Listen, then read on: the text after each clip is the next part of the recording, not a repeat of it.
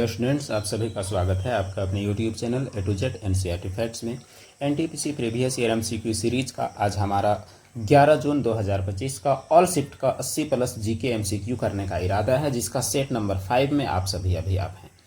तो पिछला वीडियो आप सेट नंबर 1 से सेट नंबर 4 तक अगर आपने नहीं देखा है तो आप देख ले। प्रत्येक दिन 80 जीके एमसीक्यू आपको प्रोवाइड किया जा रहा है शिफ्ट वाइज। जो एनटीपीसी का एग्ज़ाम जो आपका 16 दिनों तक हुआ था, ये पूरा 16 दिन तक हुआ था एनटीपीसी का एग्ज़ाम। तो ये 16 दिन में आपका लगभग 16 गुनी 80 क्वेश्चन आपको मिलेंगे। तो चैनल में आप नए हैं तो ज़रूर जुड़ जाएं और वीडियो को लाइक करते हुए बाकी लोगों को शेयर करते हुए चलिए बढ़ते हैं आज के पहले सवाल की ओर। तो जो पहला सवाल आपके सामने है वो क्या कहता है कि निम्नलिखित में से किस मामले में न्यायालय ने संसद को किसी भी मौलिक अधिकार को छीनने से प्रतिबंधित यानी बैन लगा दिया था। यानी किस मामले में न्यायालय ऐसा नियम बनाया कि संसद कोई मौलिक अधिकार को छीन नहीं सकता। इंदिरा गांधी बनाम राजनारायण, ए.के. गोपालन बनाम मद्रास, केशवानंद भारती बनाम केरल, गोलकनाथ बनाम पंजाब राज्य। तो वो कौन सा मामला था? तो वो मामला था केशवानंद भारती का मामला, जिस दौरान सरकार ये न्यायालय ने यह प्रतिबंध लगा दिया। ये मामला है 1973 का। प्रतिबंध लगा दिया कि सरकार कोई भी मौलिक अधिकार को छीन नहीं सकता। अगला सवाल है क्वेश्चन नंबर 2। सामंथा बेनसीबेल के किस उपन्यास की पृष्ठभूमि पूर्व औपनिवेशिक फिलीपींस पर आधारित है? यानी पूर्व औपनिवेशिक फिलीपींस जो है उस पर आधारित है। फिलीपींस पहले औपनिवेश था, तो उस पर आधारित है। कौन सा उपन्यास? जो सामंथा बेनसीबेल का लिखा हुआ है, the pearl diver, island of the lost, the bamboo sword, black salt queen. तो वो कौन सा उपन्यास है जिसका मुख्य पृष्ठभूमि औपनिवेशिक फिलीपींस है? ये आपको बताना है। तो इसका सही जवाब है ब्लैक साल्ट क्वीन। अगला सवाल है क्वेश्चन नंबर 3। अशोक के बाद गद्दी पर कौन बैठा? चंद्रगुप्त द्वितीय, बिंदुसार, दशरथ या संप्रांति? तो देखिए, अशोक के बाद जो गद्दी पर बैठा इनमें से ऑप्शन में से कौन है? तो वो है दशरथ। और दशरथ के जगह में आपको कई बार आपको जो एक नाम मिलेगा वो आपको मिलेगा कुणाल। अगला सवाल है क्वेश्चन नंबर 4। निम्न में से किस कंपनी ने 1663 में पुर्तगालियों को कोच्चि राज्य से बाहर निकालने के लिए कोच्चि के राजा की मदद की थी? यानी पुर्तगालियों को कोच्चि से बाहर निकालने के लिए कोच्चि का राजा का मदद किसने किया? French east India company, Dutch east India company, British east India company, Spanish east India company. तो पुर्तगालियों को बाहर निकालने के लिए मदद जो किया वो कौन था? तो वो था डच ईस्ट इंडिया कंपनी ने पुर्तगालियों को बाहर खदेड़ने में मदद किया 1663 में। कहाँ से? कोच्चि से। अगला सवाल है, निम्न में से कौन सा भारत में ग्राम स्तर पर पंचायती राज संस्थाओं का एक घटक नहीं है? कौन है जो एक घटक नहीं है? पंचायत समिति, ग्राम पंचायत, न्याय पंचायत या फिर ग्राम सभा? तो कौन नहीं होता है? पंचायत समिति होता है, ग्राम पंचायत होता है, ग्राम सभा होता है।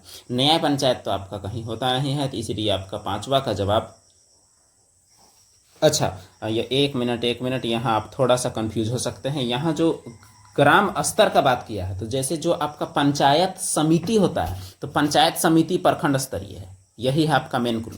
ये पंचायत समिति जो है वो कौन सा स्तरीय है? तो ये आपका प्रखंड स्तरीय है पंचायत समिति। और ये बाकी के बाकी तीनों जो हैं ये ग्राम स्तरीय हैं। न्याय पंचायत कहीं होता है, कहीं नहीं होता है, इसीलिए आपको कन्फ्यूजन हो सकता है। लेकिन यहाँ स्तर का बात किया है तो इस आधार पर पंचायत समिति ग्राम स्तरीय नहीं है।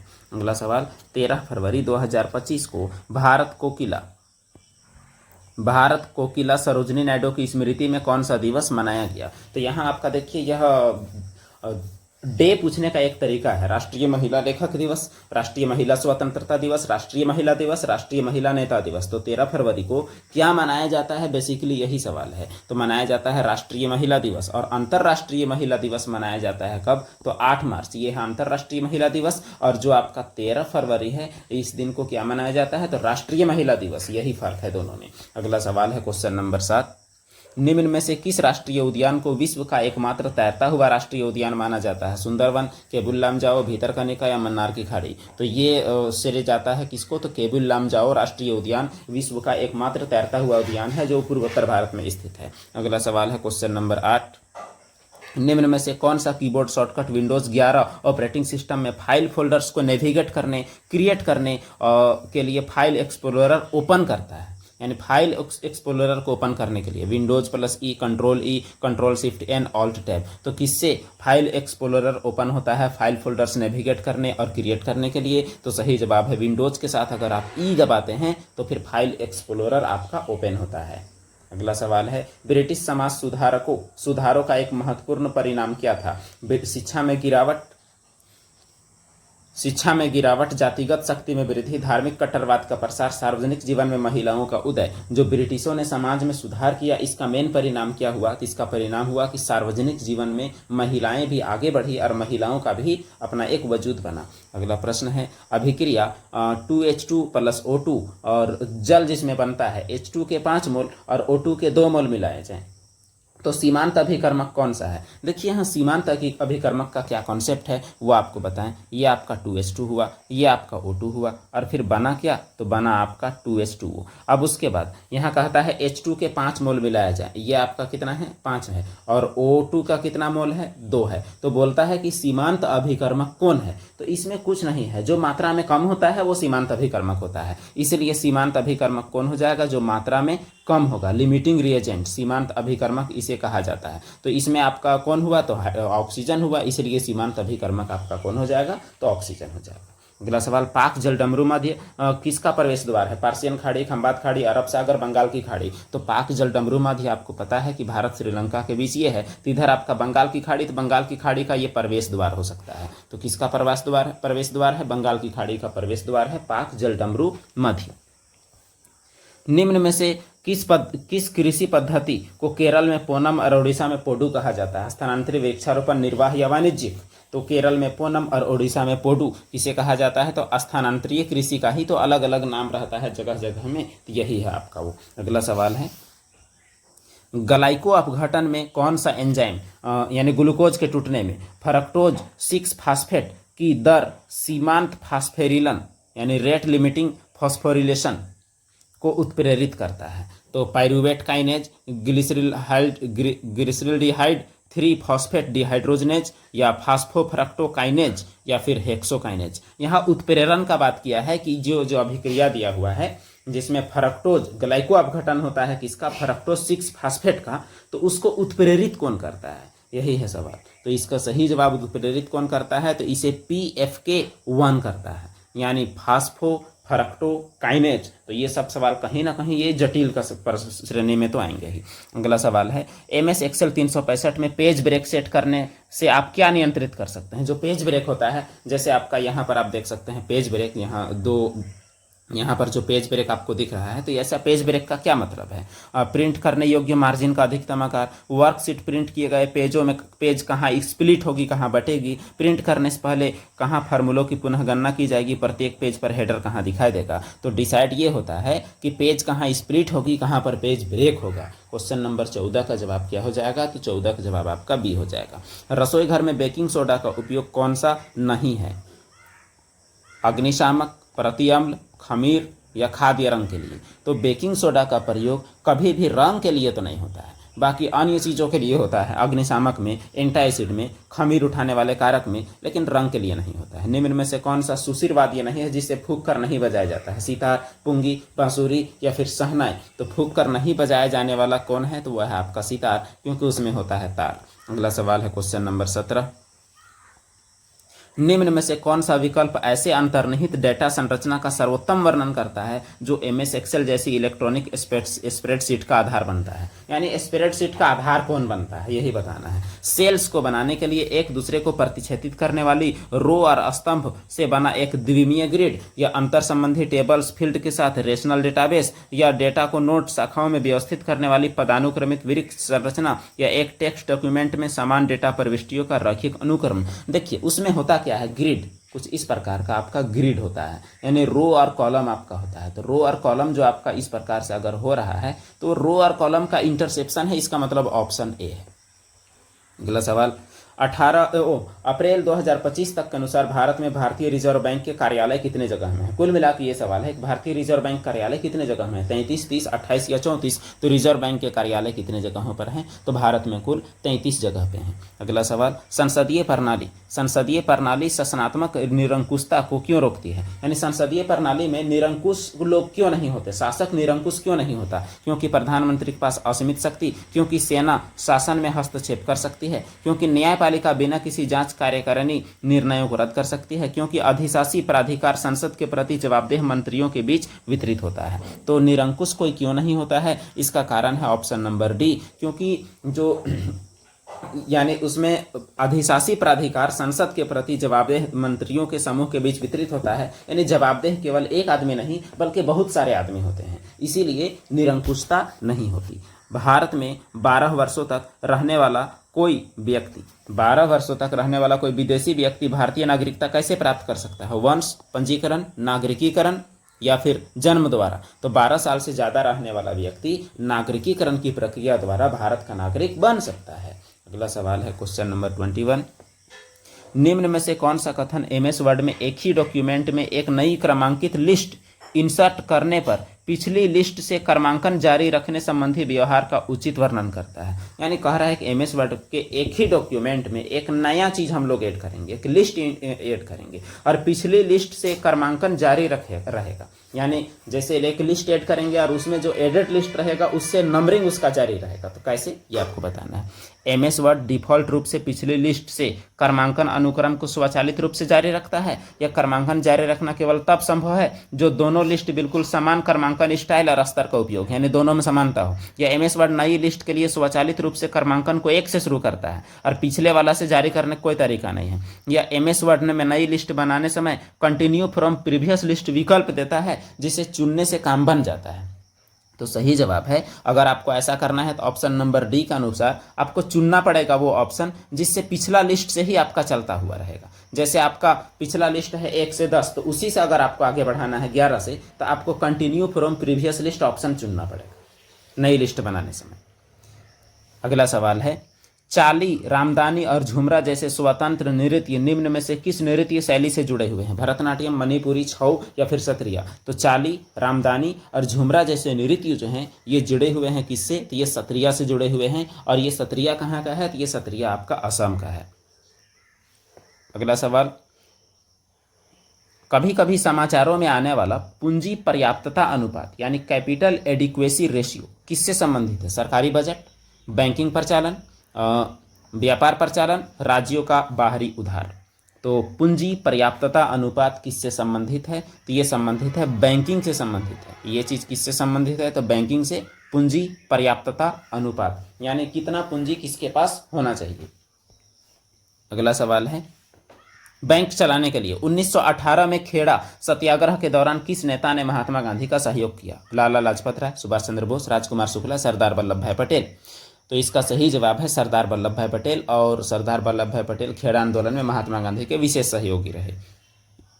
केंद्रीय बजट 2025-26 के अनुसार भारत में ग्राम पंचायतों की कुल संख्या कितनी है? 2.68 लाख, 1.65, 2.00, 3.97। तो सही जवाब है 2.68 लाख। केंद्रीय बजट 2025-26 के अनुसार भारत में ग्राम पंचायतों की कुल संख्या है।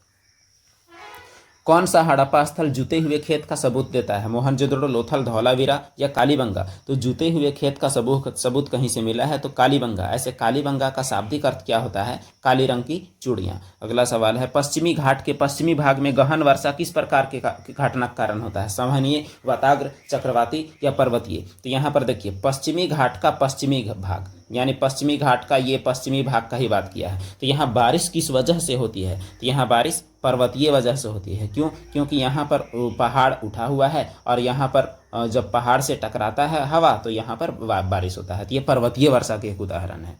अगला सवाल, अधिकांश यूनिक्स आधारित ऑपरेटिंग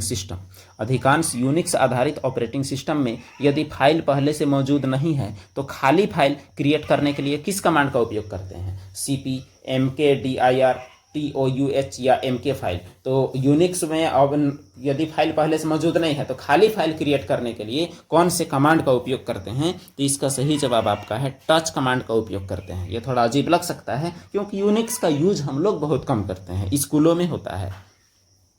लवणीय और क्षारीय मृदा सबसे अधिक कहाँ पाई जाती है? पश्चिमी हिमालय, गंगा गोदावरी डेल्टा, सूखा पर्वन क्षेत्र या दक्कन पठार? तो लवणीय मृदा अगर कहीं ज़्यादा पाई जाती है तो वह सूखा पर्वन क्षेत्र इलाके में जैसे गुजरात और राजस्थान में लवणीय मृदा की मात्रा पाई जाती है। अगला सवाल है क्वेश्चन नंबर 30। निम्न में से कौन सा घन वाद्य नहीं है? खड़ताल, मंजीरा, मृदंगम या फिर जल तरंग। जिसे बजाया नहीं जाता यानी जिसे बजड़ के नहीं बजाया जाता उसे घन वाद्य। तो घन वाद्य नहीं है ये आपसे पूछा हुआ है कि कौन वैसे घन वाद्य यानी बजड़ के किसे नहीं बजाया जाता है। तो इसका सही जवाब आपका क्या हो जाएगा? तो मृदंगम। मृदंगम जो है वो घन वाद्य नहीं है, यानी वाद्य यंत्र से सवाल पूछ रहा है, ये बात समझ में आ रहा है। सिंगफोस विद्रोह वर्तमान भारत के किस क्षेत्र से है? त्रिपुरा, असम, मणिपुर या अरुणाचल प्रदेश। तो सिंगफोस नामक विद्रोह जो है वो आपका कहाँ से संबंधित है? तो असम में ये विद्रोह हुआ था। भारत के मानसून की वापसी किस मौसमी परिवर्तन के कारण है? दिन में तापमान वृद्धि, मानसून का आरंभ, ध्रुवीय धाराओं की वापसी, आईटीसीजेड के दक्षिणी और स्थानांतरित होने पर। तो भारत में मानसून वापस क्यों होता है? तो आईटीसीजेड जो है वो दक्षिण की ओर हस्तांतरित होता है। जो आपका पूरा अर्थ जो है तो अर्थ में एक जगह में आईटीसीजेड यानी निम्न दाब का क्षेत्र उत्पन्न होता है और यह आपका खिसकता है। तो जैसे ये उत्तर की ओर आएगा, दक्षिण की ओर आएगा, दक्षिण की ओर आएगा तो मानसून वापस आएगा। और ये एक भूगोल का एक काफ़ी बेहतर टॉपिक है जिसे कभी हम लोग देख सकते हैं। ऑब्जेक्टिव में हम लोग को थोड़ा हड़बड़ाना तो बनता है। अगला सवाल है, स्वदेश सेवक होम निम्न में से किस राष्ट्रीय पहल से संबंधित है? स्वदेशी आंदोलन, असहयोग, गदर आंदोलन, होम रूल आंदोलन। तो स्वदेश सेवक होम जो है इसका कॉन्सेप्ट आया था गदर आंदोलन के दौरान। और ये गदर आंदोलन जो है, गदर पार्टी की स्थापना 1913 में अमेरिका के सैन फ्रांसिस्को में लाला हरदयाल के प्रयासों से जो हुआ था और सोहनलाल भकना के प्रयासों से, उस दौरान से संबंधित है। अगला सवाल है, वल्लभी के मैत्रक प्रारंभ में कौन थे? गुप्तों के प्रतिद्वंदी, गुप्तों के अधीनस्थ, हुनों के अंश, एक स्वतंत्र साम्राज्य के शासक। तो जो वल्लभी के मैत्रक जो थे वे थे गुप्तों के अंडर में रहने वाले लोग, लेकिन बाद में वो राजा बन गए। अगला सवाल है, विधिक सेवा प्राधिकरण अधिनियम, विधिक सेवा प्राधिकरण अधिनियम 1987 की धारा 22B के तहत अस्थायी लोक अदालत के संबंध में कौन सा कथन सही है? आपको यहाँ धारा वारा दिमाग में नहीं लगाना है, आपको बस ये देखना है कि अस्थायी लोक अदालत के संबंध में क्या सही है। बस अस्थायी लोक अदालत फौजदारी अपराधों से संबंधित विवादों पर क्षेत्राधिकार प्राप्त रखता है, उसको प्राप्त है क्षेत्राधिकार? तो बिल्कुल नहीं है। वहां फौजदारी वाले को अस्थायी लोक अदालत क्या करेगा? उसके लिए तो फौजदारी अदालत जो है वही कर सकता है। अब उसके बाद अस्थायी लोक अदालत एक निश्चित मौद्रिक सीमा, वर्तमान में 1 करोड़ तक की मामलों की सुनवाई कर सकता है। बिल्कुल सही, 1 करोड़ से ज्यादा इसका पावर नहीं है। तो बाकी दूसरे में हम लोग को मिल गया, तो मिटियाइए। ऑप्शन नंबर 2 आपका सही है। अगला सवाल है, फास्फोडाइएस्टर आबंध जो कि डीएनए में होता है की विशेषता डीएनए के अणु समग्र ऋणात्मक आवेश में सबसे अधिक योगदान देती है। तो फास्फोडाइएस्टर आबंध की कौन सी विशेषता डीएनए अणु जो है वो नेगेटिव आवेश होता है इस पर योगदान देता है? यानी वो नेगेटिव किसके वजह से होता है? राइबोज के कारण, फास्फेट वर्ग के ऑक्सीजन के कारण, प्यूरिन का नाइट्रोजन के कारण, थाइमिन का मेथाइल के कारण। यानी फास्फोडाइएस्टर में जो नेगेटिव आवेश जो है वो किसके कारण है? सवाल ये है। तो फास्फेट वर्ग में जो ऑक्सीजन परमाणु है इसमें आपका होता है PO4-, इसके वजह से ही यहाँ नेगेटिव है। देखिए, एक होता है आपका शुगर, एक होता है फास्फेट और एक होता है बेस। ये तीनों मिल के क्या बनाता है? डीएनए बनाता है। तो नेगेटिव जो है वो इसके कारण है। अगला सवाल है, क्वेश्चन नंबर 37, निम्न में से क्या लोक अदालत का एक फायदा नहीं है? इसके निर्णय लाभाधिकारी होते हैं, अपील का अधिकार होता है, यहाँ मामलों का शीघ्र समाधान होता है, यहाँ कोई न्यायालय शुल्क नहीं लिया जाता है। देखिए, यहाँ फायदा नहीं है ये पूछा हुआ है, इसीलिए सवाल में आपको घूमना नहीं है। तो इसमें अपील का अधिकार होता है, यह एक लाभ तो नहीं है। कहने का मतलब इसमें अपील का अधिकार का कोई बात नहीं है। अगला सवाल है, निम्न में से कौन सी वृक्ष प्रजाति भारत में पर्णपाती का उदाहरण है? बांस, बबूल, देवदार या साल। यानी किसका पत्ता झड़ता है? तो साल यानी सखुआ का पत्ता झड़ता है जो झारखंड का राजकीय वृक्ष है। कौन सा आउटपुट डिवाइस विशेष रूप से उच्च गुणवत्ता वाले प्रिंटेड ग्राफिक्स और टेक्स्ट को तैयार करने के लिए डिजाइन किया जाता है? हाई क्वालिटी का projector, inkjet printer, dot matrix printer या जॉयस्टिक।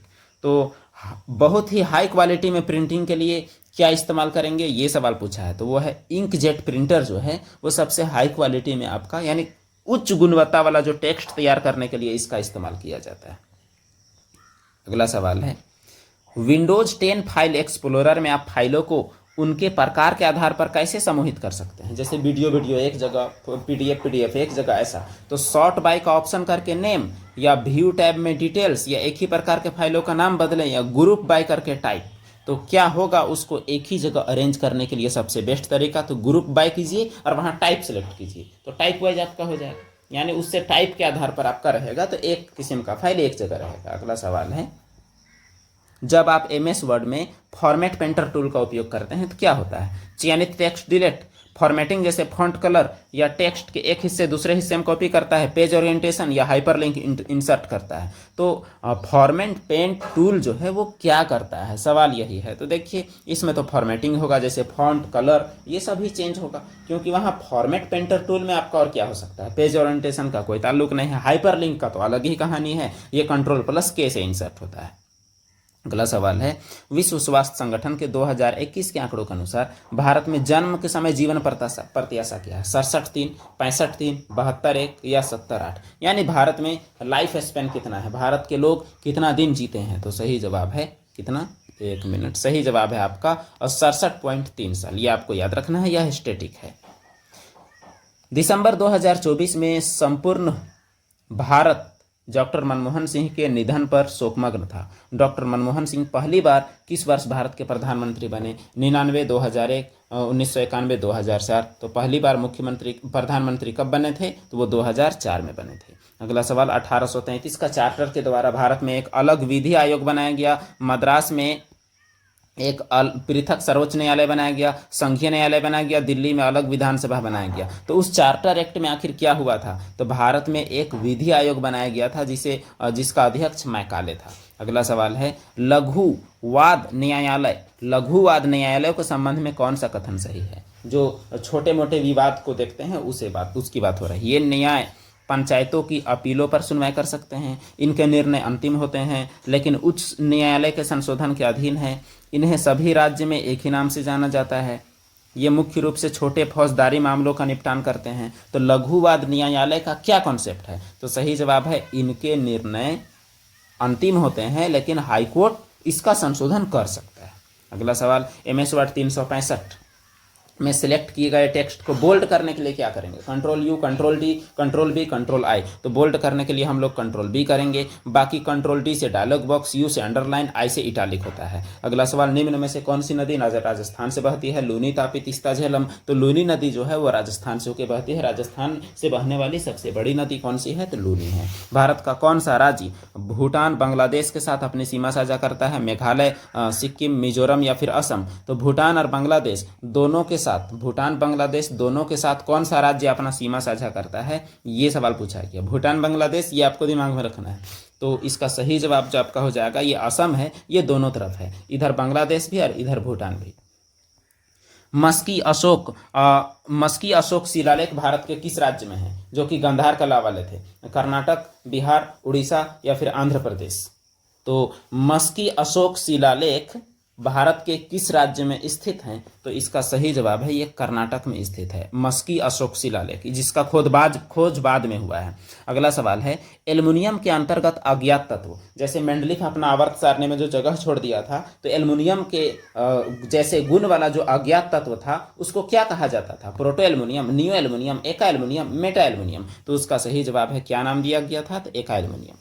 अगला सवाल है, संगम साहित्य एत्तुतोके, इससे सवाल पहला शिफ्ट में पूछा था कि 5 संकलन, उसका 5 संकलन है, 9 कुरुंथोके, और उसके बाद आपका ननीने, अहनानरु, एनकरुनर या फिर कलिथोके। इसका केंद्रीय विषय क्या है? दर्शन है, पुरम है, धर्म है या अकाम है? तो इसका जो केंद्रीय विषय है ये काफी जटिल मामला है, एक तरह से देखा जाए तो इसका जो मुख्य विषय है वो अकाम है। दर्शन, पुरम और धर्म इसका मुख्य विषय नहीं है, ये संगम साहित्य है, संगम काल के।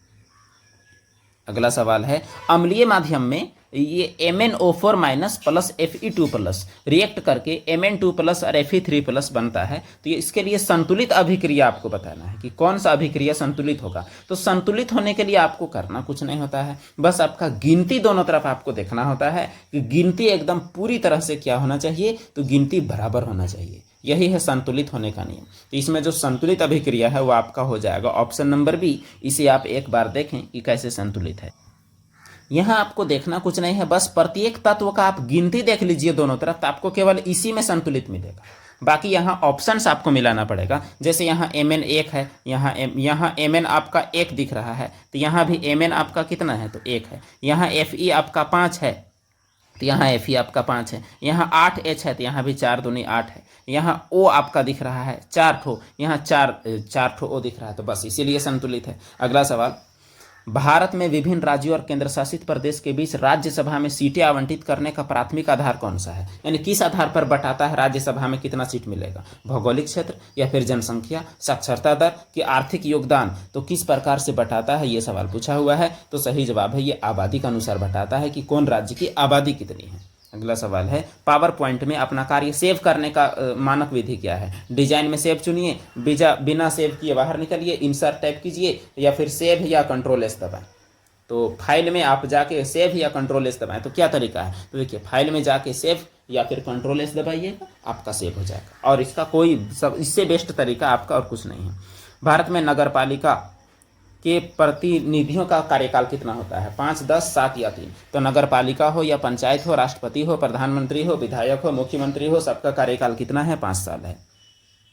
चुनाव में जीत के जाने वाले सबका 5 साल है। 2011 की जनगणना के अनुसार भारत में लिंगानुपात क्या था? 948, 940, 943, 950। तो 2011 की जनगणना के अनुसार भारत का लिंगानुपात 943, 1000 पुरुषों पर 943 महिलाएं। संयुक्त राष्ट्र समुद्री कानून सम्मेलन के अनुसार भारत का विशेष आर्थिक जोन जो है वो कहाँ तक फैला हुआ है? 500 मील, 300 मील, 200 मील या 400 मील? तो विशेष आर्थिक जोन जो है वो 200 मील तक फैला हुआ है। 200 मील से आगे वो इंटरनेशनल टेरिटरी है, वहाँ सबका उतना ही हक है, सबका। और 200 मील तक भारत अपना आर्थिक दोहन कर सकता है समुद्र में।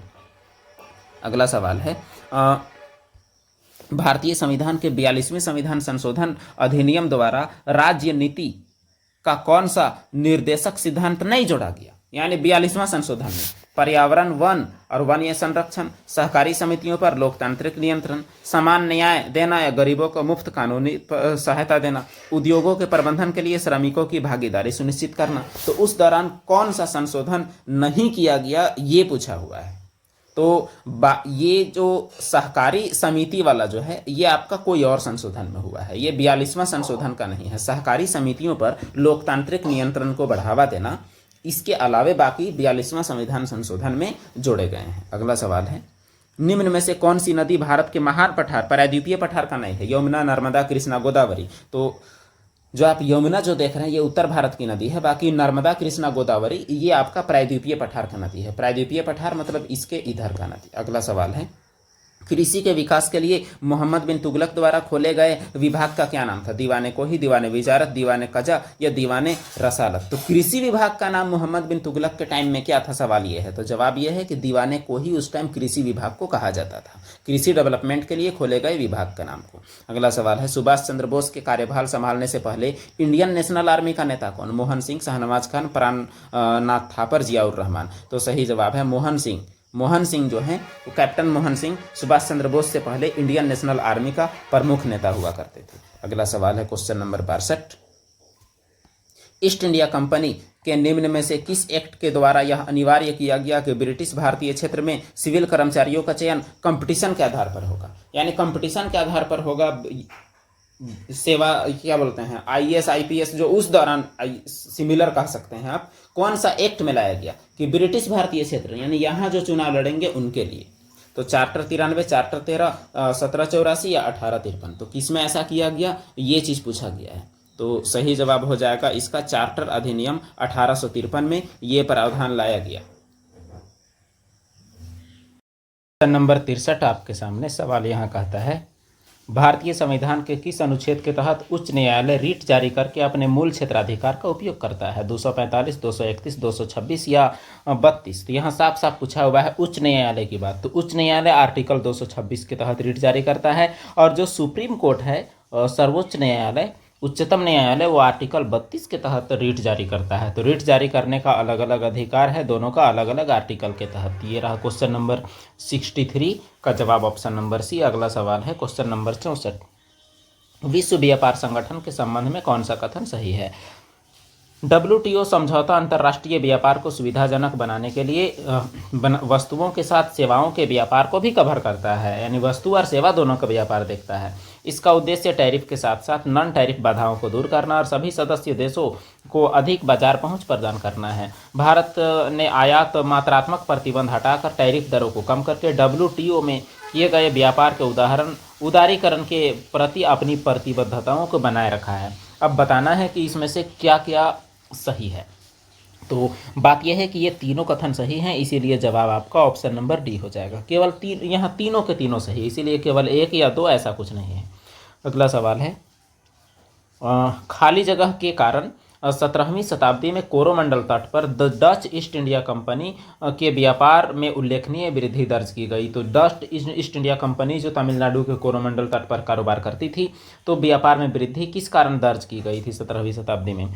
उस क्षेत्र में ब्रिटिश प्रभाव की कमी और पतन, गोवा और सूरत में व्यापारिक चौकियों का स्थापना, दक्षिण पूर्व एशिया बाजारों से वस्त्र मांग में वृद्धि, श्वेत विद्रोह के परिणाम। तो किस कारण डच वासियों को ज़्यादा फायदा हुआ था? तो इसका सही जवाब है दक्षिण पूर्व एशिया बाजारों से वस्त्र का डिमांड में जब वृद्धि हुआ तो इन्हें ज़्यादा लाभ हुआ। अगला सवाल है क्वेश्चन नंबर 66, निम्न में से कौन सा विकल्प विंडोज डेस्कटॉप इंटरफेस में टास्क बार के मुख्य उद्देश्य को संदर्भित करता है? टास्क बार के बारे में, यह डॉक्यूमेंट मीडिया फाइलों को स्टोर करता है, ओपन और अक्सर उपयोग किए जाने वाले प्रोग्राम का एक्सेस प्रदान करता है, यह वेब ब्राउज़र शॉर्टकट डिस्प्ले करता है, या उपयोगकर्ता लॉगिन विवरण मैनेज करता है। तो टास्क बार असल में क्या करता है, कोई भी जो ओपन प्रोग्राम है और अक्सर यूज किए जाने वाले प्रोग्राम को क्विक एक्सेस के लिए वहाँ पर प्रोवाइड करता है, जहाँ आप वहाँ पर यूज कर सकते हैं बहुत ही आसानी से। जैसे यहाँ पर आप देख पाएंगे कभी भी अपने स्क्रीन के नीचे भी कि वहाँ टास्क बार में आपका नीचे जो खुला हुआ ऐप है वो सब आपको नज़र आता हुआ दिखेगा। अगला सवाल है क्वेश्चन नंबर 67, निम्न में से कौन सी नृत्य शैली राधा और कृष्ण की प्रेम कहानियों को दिखाती है? मटकी, कालबेलिया, रासलीला या फिर गिद्दा? तो राधा और कृष्ण और राधा के प्रेम कहानियों को प्रदर्शित करने वाला जो नाटक जो होता है उसे रासलीला कहा जाता है। अगला सवाल है, भारत का प्रादेशिक जल आधार रेखा कितने समुद्री मील तक फैला हुआ है? तो अंतर्राष्ट्रीय वाला तो 200 तक है, यहाँ प्रादेशिक जल आधार रेखा 224 या 12 या 100। तो ये प्रादेशिक जल का जो है वो आपका 12 समुद्री मील तक फैला हुआ है। अगला सवाल है क्वेश्चन नंबर 69, ग्रामीण विकास कार्यक्रमों में शामिल हस्तक्षेपों में एक क्या है? बिना संपर्क वाले गांवों को सड़क संपर्क प्रदान करना, शहरी हवाई अड्डों का विकास, मेट्रो रेल का विकास, गगनचुंबी इमारत। तो देखिए ग्रामीण विकास में तो साफ साफ आपका ऑप्शन नंबर 1 दिख रहा है कि बिना संपर्क वाले गांवों को सड़क संपर्क प्रदान करना ताकि हर एक गाँव रोड के माध्यम से जुड़ा हुआ रहे पूरे देश से। अगला सवाल, भारतीय संविधान के किस अनुच्छेद में राज्यों को अंतर्राष्ट्रीय विवादों को मध्यस्थता द्वारा निपटाने के निर्देश दिए गए हैं? 51C, 51B, 51D, 51E। तो संविधान का किस अनुच्छेद में अंतर्राष्ट्रीय विवाद को निपटाने के लिए मध्यस्थता का प्रावधान का बात किया गया है? तो इसका जवाब है आर्टिकल 51D में ऐसा चर्चा किया गया है। अगला सवाल है, कौन सी प्रमुख खोज जठर अम्लीयता यानी हाइपर एसिडिटी यानी पेट में अधिक अम्ल जो हो जाता है के उपचार के दवाओं के निर्माण में सहायक होती है?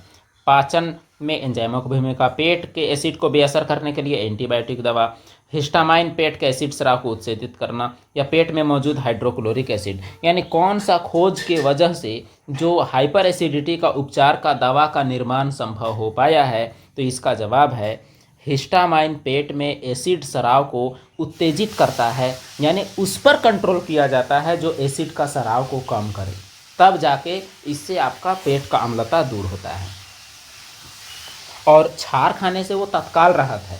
अगला सवाल है, उत्तराखंड में पाई जाने वाली निम्न में से कौन सी वनस्पति जनजाति वनवासी जनजाति मौसमी प्रवास और वन आधारित मवेशी पशुचारण के लिए जानी जाती है? यानी मौसम के आधार पर कौन सी जनजाति प्रवास करती है, ये सवाल आपसे पूछा गया है। थारू, गद्दी, वन गुज्जर या फिर भील? तो ऐसा प्रवास करने वाला जनजाति उत्तराखंड का कौन सा है? तो वह थारू है। अगला सवाल है, कौन सा मामला सर्वोच्च न्यायालय के 99वां संविधान संशोधन को रद्द करने से संबंधित है?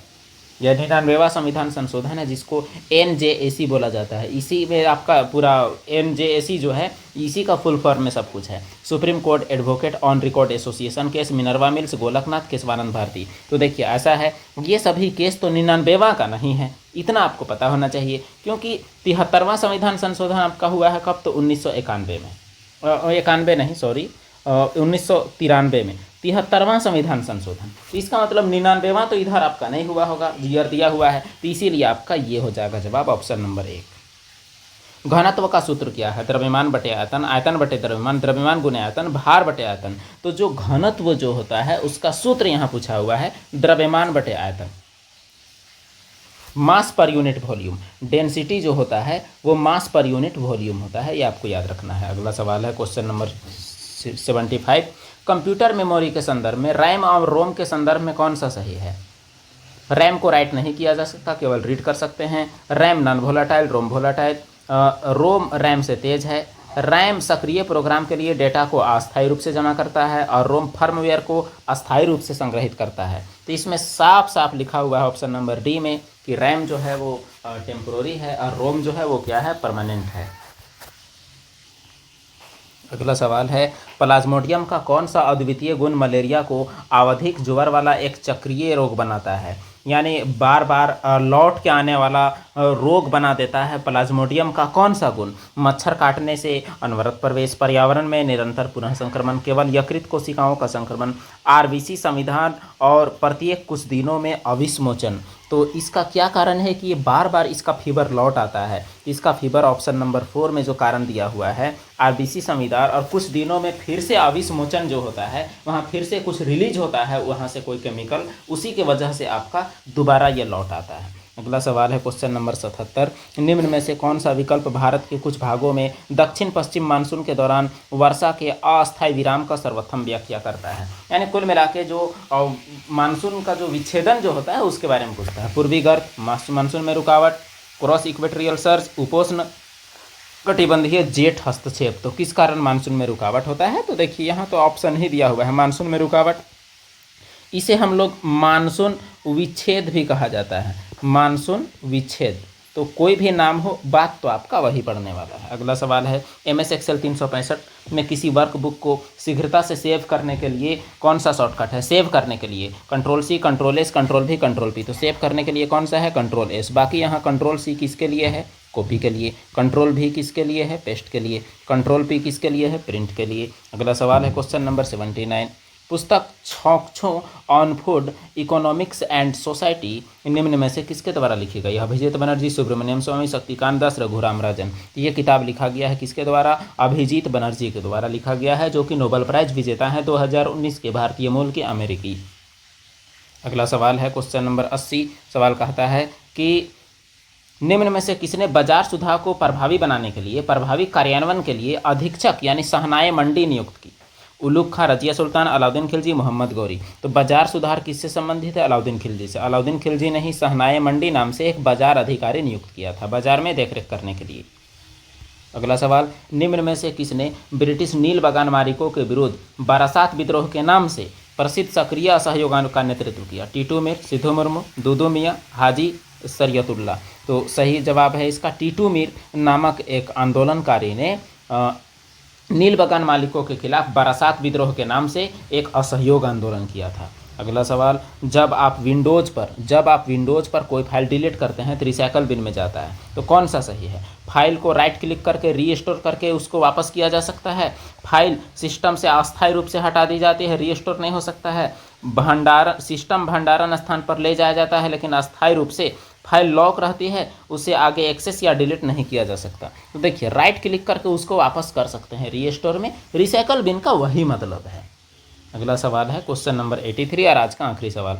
MS वर्ड 365 में कौन सा फीचर उपयोगकर्ताओं को विभिन्न बुलेट स्टाइल या प्रतीकों का चयन करके उनके आकार, रंग को संशोधित करके बुलेटेड सूचियों की उपस्थिति को कस्टमाइज करने की सुविधा देता है। Format printer, list style, line spacing या फिर बुलेट लाइब्रेरी। यानी ये सब डिजाइनिंग, बुलेट, प्रतीक, ये सब कहाँ है, तो बुलेट लाइब्रेरी नामक एक ऑप्शन रहता है, वहाँ ये सब रहता है। बुलेट मतलब जैसे यहाँ आपका जैसे यहाँ गोल गोल ऐसा, उसके बाद हम लोग यहाँ पर लिखेंगे, तो ये सब आपका बुलेट है। बुलेट बुलेट आपका ऐसा भी हो सकता है, छोटा बड़ा सब किस्म साइज का आपका हो सकता है। बुलेट आपका ऐसा भी हो सकता है इस प्रकार से, बुलेट आपका इस प्रकार से भी हो सकता है, किसी भी प्रकार से। तो ये रहा आपका 83 क्वेश्चन एनटीपीसी एग्ज़ाम में 11 जून 2025 को आया हुआ। तो फिर हम लोग 12 जून का हम लोग करेंगे अगले दिन अगले वीडियो में। तब तक आप रिवीजन करते रहें, फिर मिलते हैं हम लोग अगले वीडियो में। वीडियो देखने के लिए धन्यवाद। कोई भी फीडबैक हो कमेंट बॉक्स के माध्यम से ज़रूर बताएं।